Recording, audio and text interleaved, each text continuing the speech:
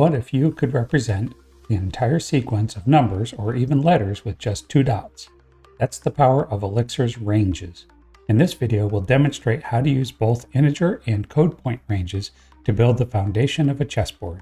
Howdy, I'm Kevin. In these videos, I pair my experience with AI tools to help present comprehensive exercism solutions. I start with prompting Copilot to add documentation and provide a starting solution. We'll evaluate Copilot's code and explore alternate approaches. I'll include segments of NotebookLM videos or quizzes to help introduce concepts. Here's how NotebookLM introduces ranges. So what even is a range? Well, officially, it's a sequence of consecutive integers. You just define the start and the end. Connect them with 2 dots, and Elixir totally understands you mean everything in between. It's that simple. Now, here's where things get really interesting. Yeah, ranges can go up or down, and they always include the endpoints. How do you use AI when you're trying to master a new Elixir concept? Do you ask it for a quick, concise answer, or do you have it explain the concept step by step with examples?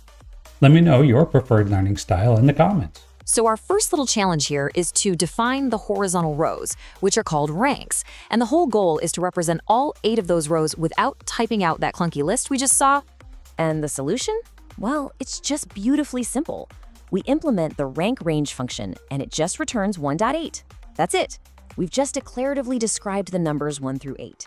And this right here shows the elegance we're really aiming for. Defining the rank range is as simple as 1.8.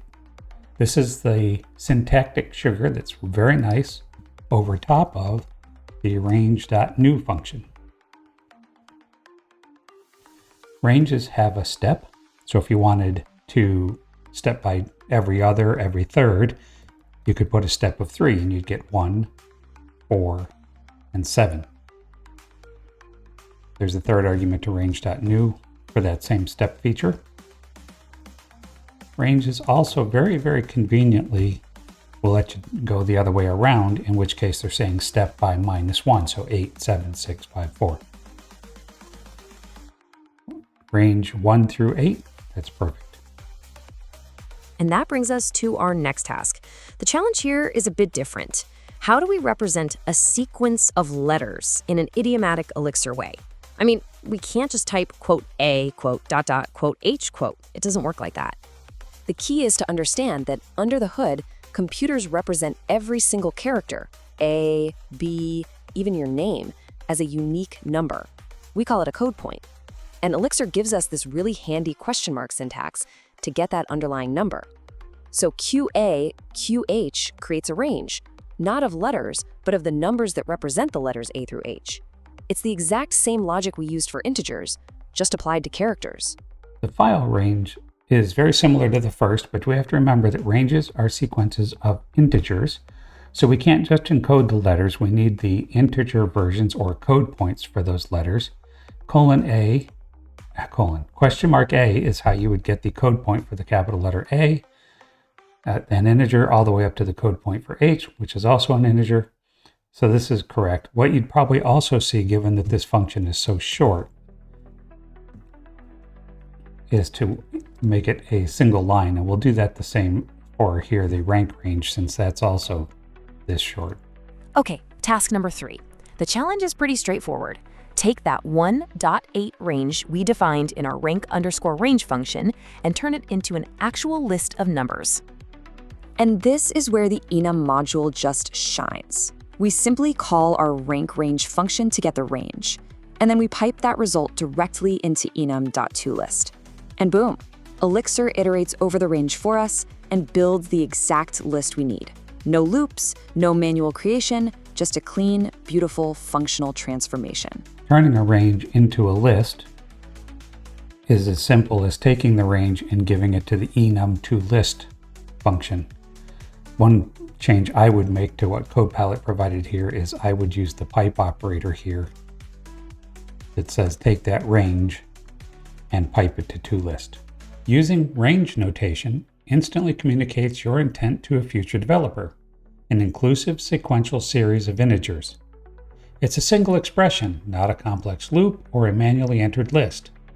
This clarity is a cornerstone of Elixir's functional philosophy reducing cognitive load and making your code purpose self-evident. That was incredibly simple. But wait a minute, remember our file range? That's a range of numbers that represent characters. If we just use enum to list on that, we're going to get a list of code points, not the letters A, B, C that we actually want. So how do we solve this final piece of the puzzle? So this is our final task, and it really combines everything we've learned so far.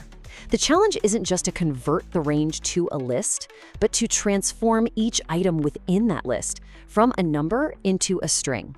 For this, we're going to use a different tool from our enum toolkit, Enum.map. We start with our file range just like before, but instead of to list, we pipe it into Enum.map. Now map takes a function and applies it to every single element in the list. So in our case, we apply a function that converts each character code point back into a string. And the result? A perfect list of our file letters. Implementing the files function brings together a good number of concepts that we've learned over the past few exercises. Notably, we now have this file range, which is a collection of integers or code points that we need to turn back into letters. And so we're going to use the pattern matching in a bit string operator to do that. So what this needs to do, we can't just call toList because we need to convert or transform the items, the integers in the list, to letters. So to do that, we use the Enum.map function.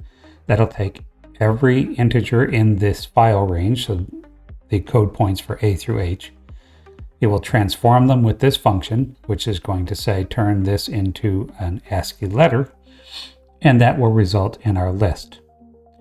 I think what you'd see most commonly in the wild is to do the same pipe operator, take the file range and pipe it to map, and then we'd probably see the shorthand for the anonymous function, and then pattern match again in the bit string. So let's just quickly recap the big takeaways here.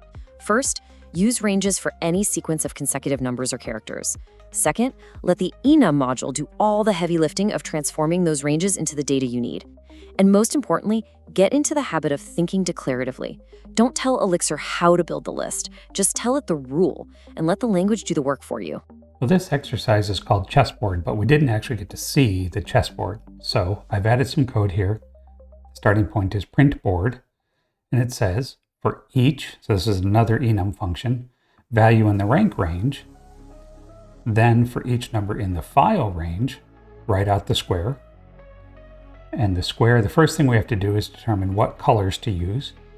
A1 is a dark square, and we know the code point for A is 65, so when it's A1, this will be 66. So even values will be black backgrounds with white foreground, and odd values will be white backgrounds with black foreground, and then we write it.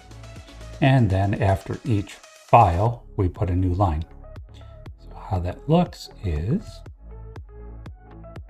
there we go. Now this is obviously from the black's perspective, the dark player's perspective, because the 8th rank is here at the bottom.